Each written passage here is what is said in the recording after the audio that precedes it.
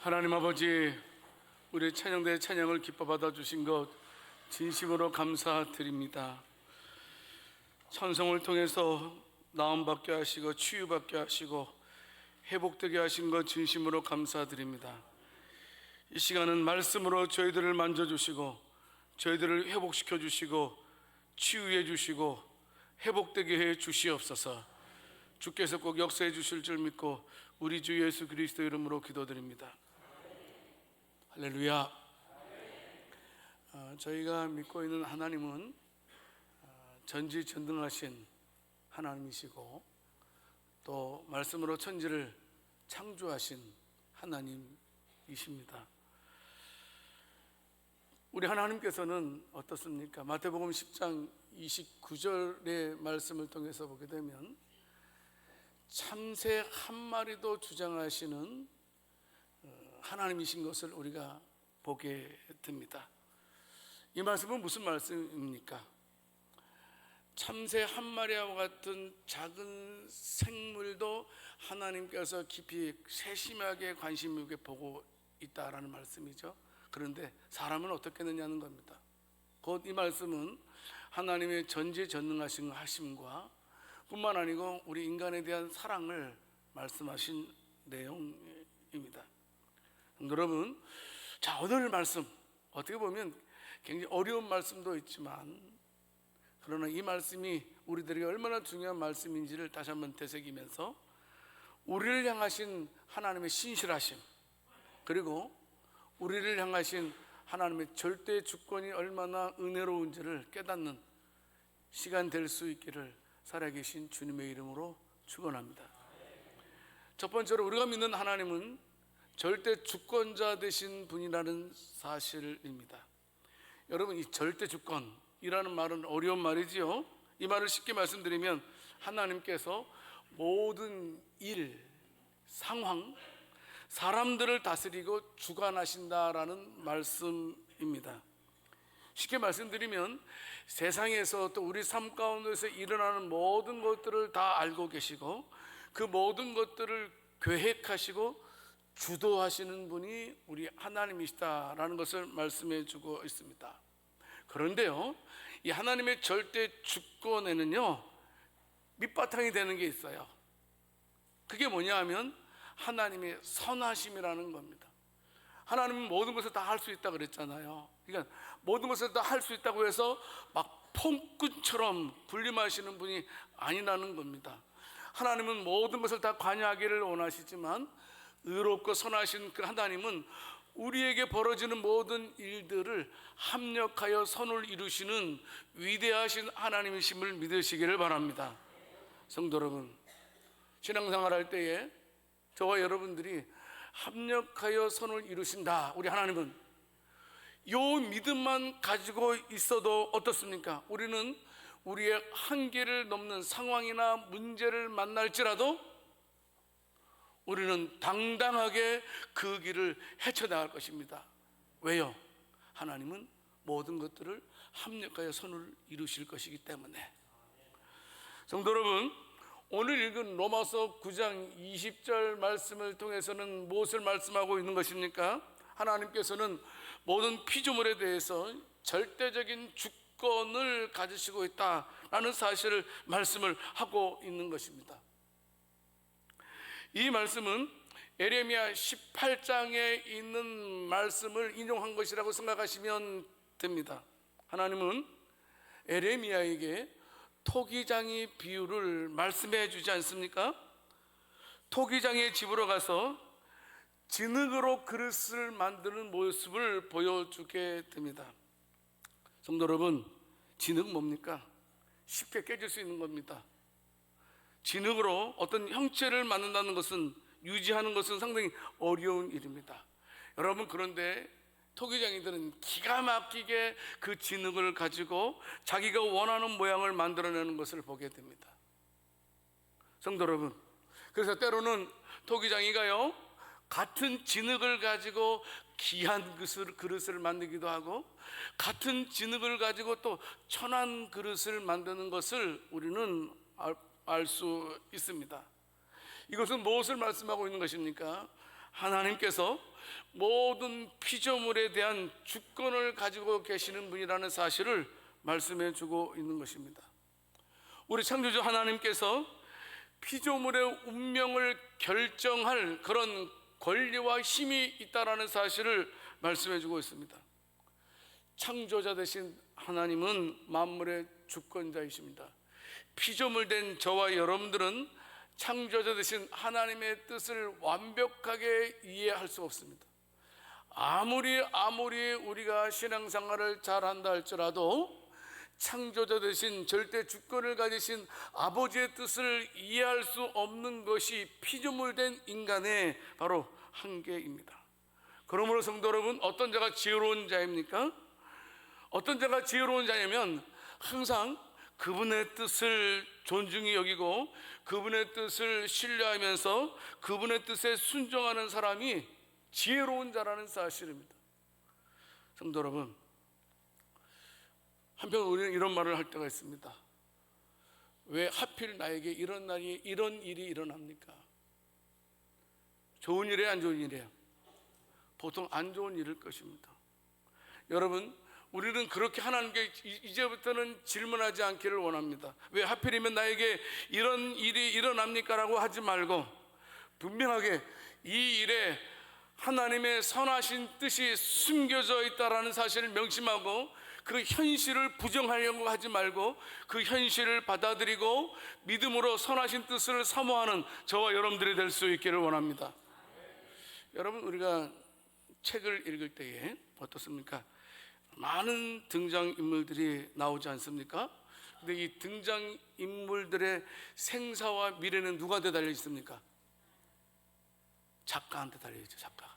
그래서 작가가 작가의 손에. 그래서 등장인물들은 자신의 미래에 대해서 몰라요. 어떻게 전개될지 몰라요. 근데 작가는 미래 끝까지 다 생각하고 있지 않습니까? 그래서 작가는 그 인물의 결말까지 미리 알고 있고 또 계획하고 있는 것을 보게 됩니다. 예, 맞습니다. 우리 하나님께서 저와 여러분들의 인생의 작가인 것을 믿으시기를 바랍니다. 때로는 우리가 이해할 수 없는 일을 만날 수 있다는 겁니다. 때로는 감당할 수 없는 순간을 우리가 맞이할 때도 있다는 사실입니다. 그런 순간에도요, 성도 여러분, 우리 하나님께서는 저와 여러분들을 위해서 최선의 결말을 준비하고 있음을 믿으시기를 바랍니다. 성도 여러분, 우리는 예기치 않은 어려움을 당할 때가 많이 있습니다. 예상치 못한 실패도 우리가 할 때도 많이 있습니다. 하지만 저와 여러분들이 반드시 기억할 것은 우리 하나님은 모든 것을 주장하시고 그분의 선하신 뜻 안에서 모든 것을 이루어 주실 거라는 믿음을 가질 수 있기를 원합니다. 그러므로 성도 여러분, 우리들은 어려움 속에서도 하나님의 절대 주권, 특별히 선한 절대 주권을 인정하고 어떻게 하든지 간에 믿음으로 살려고 애쓸 수 있는 저와 여러분들이 될 수 있기를 원합니다. 끝까지 지금은 이해가 안 되더라도 나는 하나님을 신뢰하며 하나님의 뜻에 순종하는 삶을 살아가겠다고 고백하는 우리가 되어야 된다는 사실입니다. 하지만 어떻습니까? 하나님께 모든 것을 내려놓고 맡긴다는 것은 쉬운 일이 아닙니다. 그렇지 않습니까? 꼭 명심하십시오. 아무리 어렵고 힘들고 고통스러운 일일지라도 분명한 것은 하나님은 그 일에 대해서 선한 의도를 가지고 있음을 믿으시기를 바랍니다. 이사야서 64장 8절 말씀을 통해서 보게 되면 이사야 선지자의 고백처럼 나는 진흙입니다. 하나님은 토기장이십니다. 우리는 다 주의 손으로 지으신 것이니이다. 이런 고백이 우리들의 고백이 되어야 된다는 사실입니다. 성도 여러분, 저와 여러분들은 날마다 하나님의 마음을 알아갈 수 있는 저와 여러분들이 될 수 있기를 원합니다. 아무리 힘들고 어려워도 저와 여러분들이 하나님의 선하신 뜻 가운데 움직여지고 있음을 신뢰할 수 있는 저와 여러분들이 되시기를 바랍니다. 최고의 걸작품으로, 최고의 아름다움으로 저와 여러분들을 디자인하고 저와 여러분들을 만들어가고 있다는 사실, 이걸 믿어야 됩니다. 우리의 생각에는 지금 상황은 정반대로 갈 수 있습니다. 더 깊은 수렁에 빠지는 것처럼 느껴질 수 있을 것입니다. 매일매일 실패의 연속으로 되는 것이 하나도 없고 나에게 남은 것은 이제 끝밖에 없다라고 느껴지는 상황이 온다 할지라도, 성도 여러분, 하나님은 그런 나에 대해서도 선한 의도를 갖고 계심을 믿으시기를 바랍니다. 그래야지만 근심 걱정이 물러가게 됩니다. 저와 여러분들이 계속해서 현재에 함몰하게 된다면 우리에게 다가온 근심 걱정에서 벗어날 수가 없습니다. 우리가 하나님의 선하신 주권을 인정해야지만 지금 당한 어려운 일도 우리가 극복해낼 수 있다는 겁니다. 이것을 우리가 붙들어야 됩니다. 특별히 건강으로 인해서 우리의 마음이 불안해질 때가 있습니다. 물질 때문에 우리의 마음이 불안해질 때도 있습니다. 관계 때문에 우리의 마음이 불안해서 두려움이 생길 때도 있을 것입니다. 그러나 하나님께서는 내 삶의 모든 영역에 대해서 다 알고 계시고 주관하신다는 사실입니다. 그래서요, 여러분, 저와 여러분들이 힘든 일을 만나면 그 힘든 일에 대해서 어떻게 해야 되겠습니까? 그것을 고스란히 하나님께 맡길 수 있는 저와 여러분들이 될 수 있기를 원합니다. 시편 55편 22절에서 다윗은 이렇게 기도하고 있습니다. 어떻게 하면? 내 짐을 여호와께 맡겨라. 그가 너를 붙드시고 의인의 요동함을 영원히 허락하지 아니하시리로다. 여러분, 이 말씀 쉽게 풀이해드릴게요. 나는 절대로 너 포기 안 한다는 말씀입니다. 옆 사람에게 말씀하고 있습니다. 하나님은 당신을 절대 포기하지 않습니다. 해보세요. 이 말씀입니다. 하나님께서는 하나님의 자녀들이 망하도록 영영 그대로 그냥 내버려 두지 않으신다는 말씀입니다. 우리는 그분의 인도하심을 신뢰해야 됩니다. 걱정 대신에 기도하는 마음으로 하나님께 나아가는 우리들이 되어야 됩니다. 우리의 상황을 변화시킬 수 있는 분은 하나님밖에 없기 때문입니다. 성도 여러분, 일상생활 속에서 하나님의 손길을 인정하고 감사하는 마음을 가져야 한다는 사실입니다. 모든 것들을 하나님께서 합력하여 선을 이루실 거라는 사실을 우리가 받아들이면 삶의 방향을 놓치지 않게 됩니다. 그런데 어려움과 힘든 일에, 거기에 그 일에 빠지게 되면, 하나님의 뜻을 발견하지 못하면 우리는 어떻습니까? 삶의 방향을 잊어버리고 엉뚱한 길로, 파멸의 길로 가게 된다는 사실입니다. 저와 여러분들은 모든 일들이 하나님의 주권 안에서 이루어진다라는 사실을 인정하고 시인할 때 우리는 행복한 그리스도로 살아갈 수 있다는 사실입니다. 여러분 꼭 명심하세요. 하나님은 합력하여 선을 이루시는 하나님이심을 믿으시기 바랍니다. 그것을 믿는 것이 믿음입니다. 왜? 하나님은 선하신 분이시기 때문에, 절대 주권자이시기 때문에, 절대로 저와 여러분들을 포기하지 않기 때문에 결국은 저와 여러분들이 참으로 하나님의 놀라운 은혜의 자리에 서게 되는 줄을 믿으시기 바랍니다. 두 번째로요, 성도 여러분, 우리는 하나님의 국률로 선택된 자들이라는 사실입니다. 로마서 9장 23절 말씀을 통해서 보게 되면 어떻습니까? 이 말씀은 하나님께서 우리를 선택하신 것은 우리의 공로나 우리의 자격으로서 우리를 선택하신 것이 아니고 하나님의 국률로 우리를 선택하신 것을 말씀을 하시고 있는 것을 보게 됩니다. 하나님께서 너희들에게, 구원받을 자들에게 하염없이 국률을 베풀어 주셨기 때문에 우리가 하나님의 자녀가 되었다라는 사실을 말씀을 하고 있는 것입니다. 하나님은 의로운 분이십니다. 하나님은 공정한 분이십니다. 하나님께서는 모든 인생들을 구원하실 때 인간의 공로가 아닌 하나님의 은혜의 기초에서 저와 여러분들을 구원해 주셨음을 믿으시기 바랍니다. 우리가 자격이 있어서 선택받은 것 절대 아닙니다. 이미 우리가 로마서 5장에서 말씀 듣지 않았습니까? 우리가 연약할 때에 하나님은 예수님을 우리를 위해서 죽게 하셨습니다. 우리가 죄인 되었을 때에도 하나님께서는 예수님을 우리를 위해서 죽게 하셨습니다. 우리가 하나님과 원수 되었을 때에도 하나님은 예수님을 우리를 위해서 죽게 하셨던 것을 보게 됩니다. 예수님께서 죽으신 것은 우리에게 흠모할 만한 것이 무엇인가 있어서 예수님께서 죽으신 것이 아니라는 사실입니다. 일방적인 하나님의 자비하심 때문에, 하나님의 긍휼하심으로 우리가 하나님의 자녀가 되었던 것을 보게 됩니다. 성도 여러분, 날마다 저와 여러분들은 하나님의 은혜로 선택받은 자임을 믿으시기를 바랍니다. 우리가 자랑할 것은 예수님의 피밖에 없고 하나님의 은혜밖에 없다라는 사실을 꼭 알고 있어야 한다는 사실입니다. 특별히 삶의 어려운 길에서 힘들어할 때 저와 여러분들은 꼭 하나님의 긍휼을 사모하는 자들이 되어야 된다는 겁니다. 전에도 긍휼을 베풀어 주셨던 하나님께서 이번에도 긍휼을 베풀어 주실 줄 믿습니다라고 하나님을 찬양할 수 있는 저와 여러분들이 되기를 원합니다.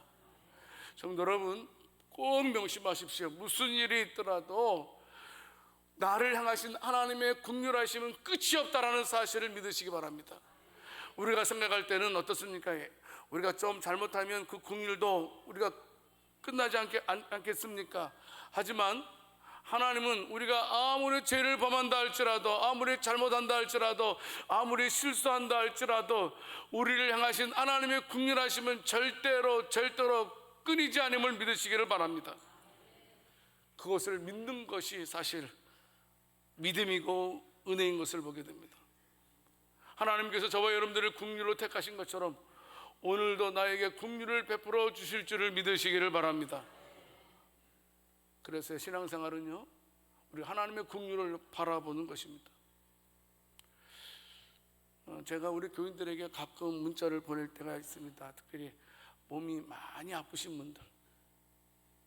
분들한테 문자를 보낼 때가 있는데, 그 문자 중에서 가장 많이 보내는 문자 중에 하나가 이사야 41장 10절 말씀입니다. 같이 한번 읽어보겠습니다. 두려워하지 말라, 내가 너와 함께 함이라. 놀라지 말라, 나는 내 하나님이 됨이라. 내가 너를 굳세게 하리라. 참으로 너를 도와주리라. 참으로 나의 의로운 오른손으로 너를 붙들리라. 아멘. 우리는 이사야 선지자의 고백을 우리는 기억해야 된다는 사실입니다. 하나님을 잊지 말라라는 겁니다. 내가 어느 상황에 놓이든지 간에 하나님은 나와 함께 하시고 항상 그분의 선하신 모든 일들이 내 삶 속에서 반드시 이루어질 거라는 사실을 명심하고 우리의 마음을 지키고 우리의 입술을 지키고 우리의 손발을 지킬 수 있는 저와 여러분들이 될 수 있기를 원합니다. 왜 하필이면 나냐? 아닙니다.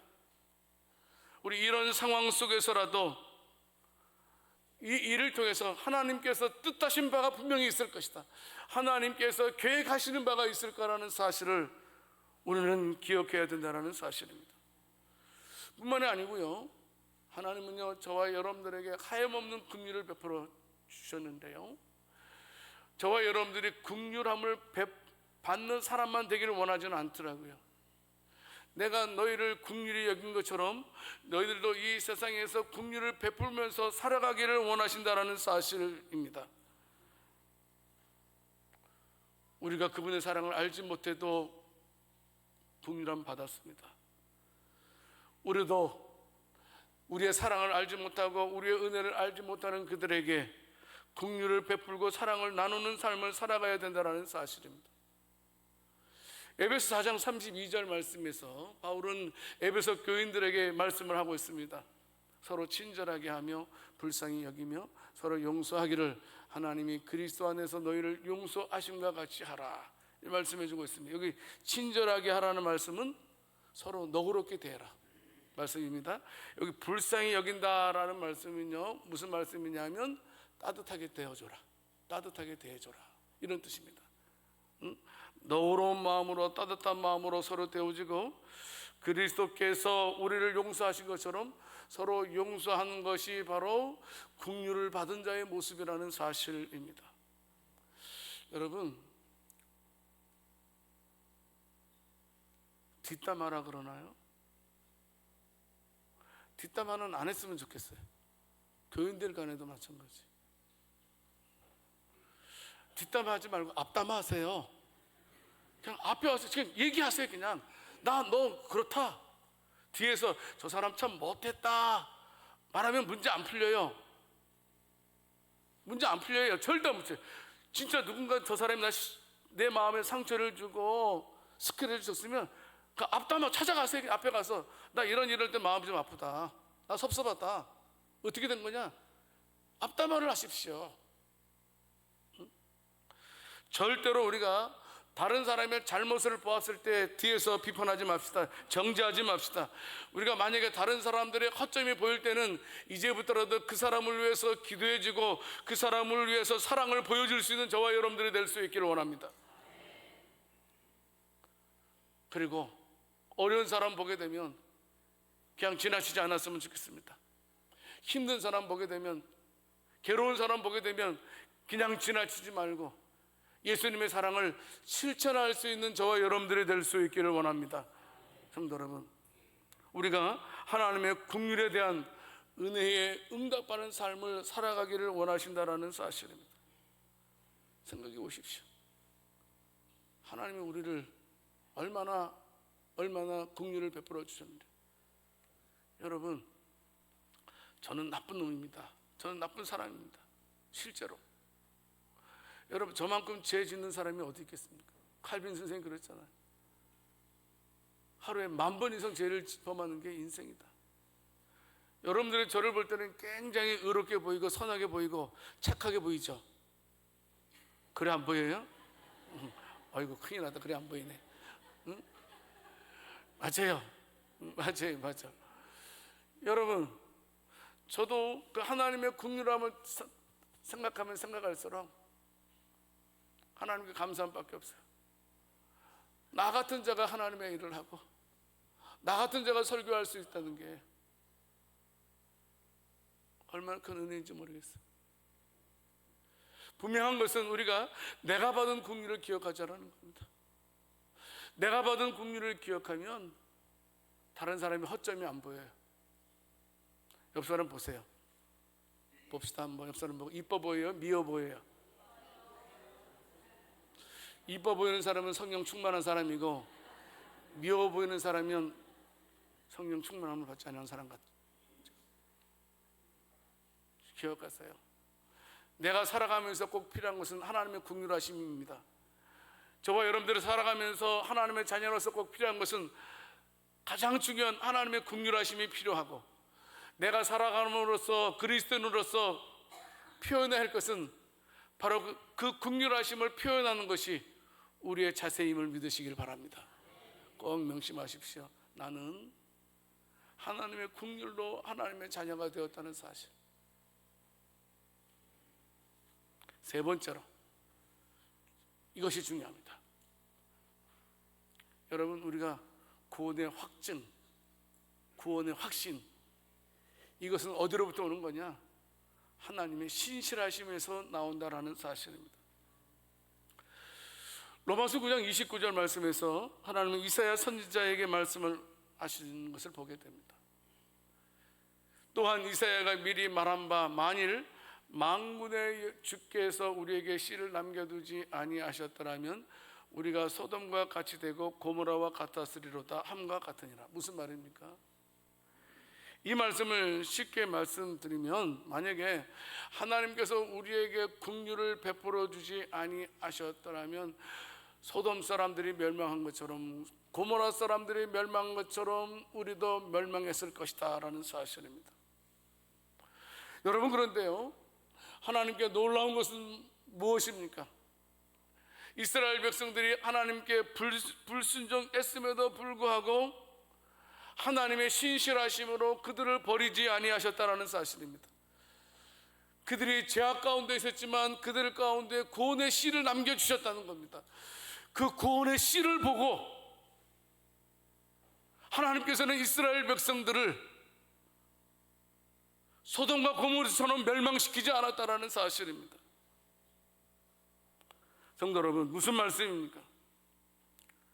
저와 여러분들이 구원을 확증할 수 있는 것은 무엇입니까? 내가 구원받았다라는 사실을 확신 있게 말할 수 있는 것은 무엇입니까? 그것은 하나님께서 예수 믿는 자에게 구원을 주시겠다고 말씀하신 그 신실함 때문에 우리가 하나님의 자녀된 것을 믿으시기를 바랍니다. 하나님은 한번 말씀하신 것은 변치 않습니다. 왜냐하면 하나님은 신실하신 분이시기 때문입니다. 때로는 내가 실패해도, 때로는 내가 넘어져도 우리를 향하신 하나님의 신실하심은 전혀 변함이 없다라는 겁니다. 내 모습 따라서 우리를 향하신 하나님의 신실하심이 달라지는 것이 아니라는 겁니다. 창세기 8장에 보게 되면 노아의 가족들이 구원받는 그 사건이 기록되어져 있습니다. 여러분, 노아의 가족이 구원받는 그 사건을 통해서 우리들에게 주시는 메시지는 무엇입니까? 하나님께서는 선택한 자는 끝까지 사랑하신다는 겁니다. 옆 사람이 말씀하겠습니다. 하나님은 당신을 절대 포기 못합니다. 해보세요. 이 세상에 아무리 악이 가득 찬다 할지라도 하나님의 약속은 변하지 않습니다. 우리를 향하신 하나님의 약속은 절대로 변하지 않는다는 겁니다. 여러분, 안전벨트 매죠. 차를 운전하면 안전벨트 매야 돼요, 말아야 돼요? 매야 됩니다. 평상시에는 모릅니다. 그렇죠? 사고가 나면 이 안전벨트의 중요성을 알게 됩니다. 이 안전벨트가 생명을 구원하지 않겠습니까? 하나님의 신실하심은 우리에게 주어지는 영적인 안전벨트와 같다라는 사실입니다. 여러분, 하나님의 신실하심이 우리가 연약할 때도, 우리가 죄를 범할 때도 그 신실하심이 우리를 붙잡아주는 줄 믿으시기 바랍니다. 여러분, 우리의 믿음은 여러분 온전하지 않습니다. 저와 여러분들의 믿음은 매일 어떻습니까? 내가 나를 생각해도 내 속에 너무 많아서 여러분, 내가 나를 봐도 얼마나 한심스럽습니까? 우리에게는 소망이 없습니다. 소망이 없는 우리들에게 참으로 구원의 확신을 가질 수 있는 것은 하나님의 신실하심이 안전벨트를 매듯이 저와 여러분들을 딱 매주셨기 때문에 우리가 구원받은 줄을 믿으시기 바랍니다. 절대로 하나님 포기하지 않습니다. 우리를. 히브리서 4장 16절 말씀에 있는 것처럼, 그래서 우리가 아무리 약함에도 불구하고 우리가 하나님 앞에 담대하게 나갈 수 있는 것은 하나님의 신실하심 때문이라는 겁니다. 원래 우리는 하나님 앞에 나갈 수 없어요. 왜냐하면 죄인이잖아요. 죄인이 어떻게 하나님 앞에 나갑니까?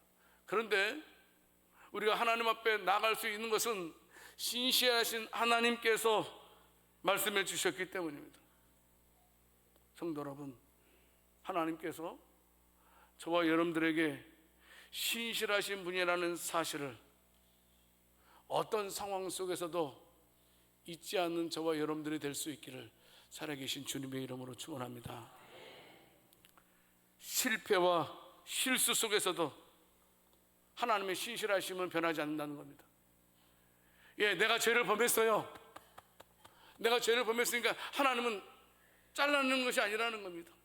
내가 연약했을지라도, 내가 실수했을지라도, 실패했을지라도 우리를 향하신 하나님의 신실하심은 변함이 없음을 믿으시기 바랍니다. 이것을 붙드는 것이 얼마나 중요한 일인지 모릅니다. 연약해서 범죄할 때가 얼마나 많이 있습니까? 하지만 우리를 향하신 하나님의 약속은 변함이 없습니다. 이것을 명심해야 됩니다. 자, 그러면 어떻게? 우리가 실수할 때 있어요. 근데 실수할 때는 어떻게 해야 되느냐 하는 겁니다. 요한일서 1장 9절에 있는 말씀처럼 우리 죄를 고백하면 됩니다. 하나님께 용서를 구하면 됩니다. 우리가 하나님께 용서를 구하면 하나님께서 우리의 죄를 용서해 주시겠다고 약속해 주셨기 때문입니다. 우리의 삶에서는 다양한 고난이 계속해서 우리에게 밀려올 것입니다. 그 고난을 이길 수 있는 방법은 무엇입니까? 하나님의 신실하심을 기억하는 겁니다. 우리는 왔다 갔다 하지만 하나님은 절대로 왔다 갔다 하지 않는다는 말씀입니다. 우리가 끝까지 견뎌낼 수 있는 것도 무엇 때문입니까?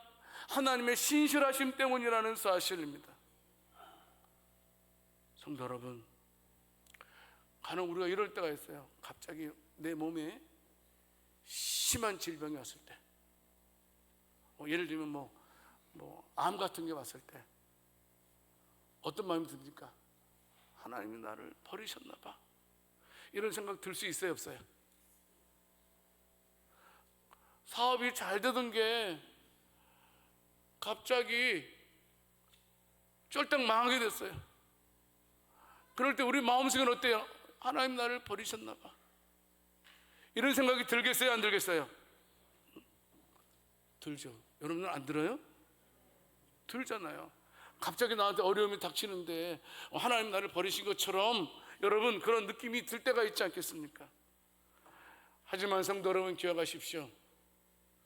저와 여러분들 꼭 명심하실 것이 뭐냐면, 하나님의 약속은 환경에 따라 변하지 않음을 믿으시기를 바랍니다. 고난 속에서도 그분은 나와 함께 하신다.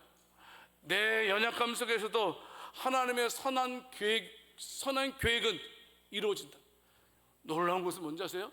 내가 실수했음에도 불구하고 내 실수한 것을 통해서 선하게 만드시는 하나님이심을 믿으시길 바랍니다.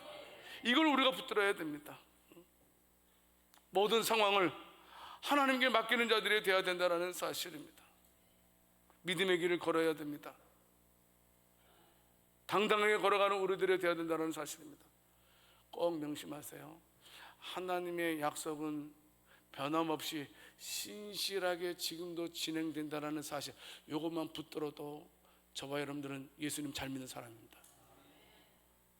날마다 오직 우리 하나님은 신실하게 끝까지 나를 붙들어 주실 거라는 사실을 명심하고 믿음으로 살아갈 수 있는 복된 저와 여러분들이 다 될 수 있기를 살아계신 주님의 이름으로 축원합니다.